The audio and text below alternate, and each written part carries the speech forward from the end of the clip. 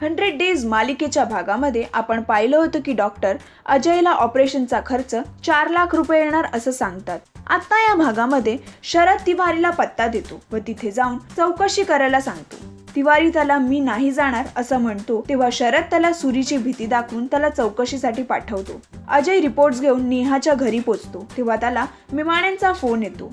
मिमाणे बरोबर बोलून अजय नेहाच्या घरी जातो। नेहाची आई नेहाला बोलवते। अजय घडलेल्या प्रकरणाबद्दल तिच्या आईला कळवतो। निघताना अजय नेहाला सांगतो तुला जे बरोबर वाटेल तसा तू निर्णय घे असं बोलून निघत असताना नेहाचे बाबा येतात।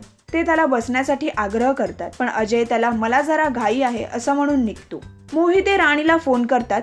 राणी त्यांना आपल्या घरी बोलवून घेते।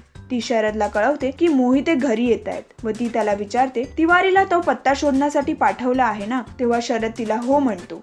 मोहिते मिमाण्यांना राणीचा पत्ता विचारून निघतात। अजय घरी येतो। त्याची आई त्याला रिपोर्ट्स बद्दल विचारते तेव्हा अजय तिला सांगतो काही झालेलं नाहीये, बस थोडी औषधं घ्यावी लागतील। अजयची आई आज जात असताना त्याला सांगते माझे दागिने फक्त तुझ्या लग्नासाठी आणि घरासाठी वापरायचे, माझ्या आजारासाठी नाही असं बोलून ती आज जाते। आता पुढे काय होणार हे जाणून घेण्यासाठी पाहत रहा मराठी कट्टा। मराठी सिनेसृष्टीच्या ताज्या अपडेट्स व गॉसिपसाठी आमच्या चॅनलला सबस्क्राईब करायला विसरू नका।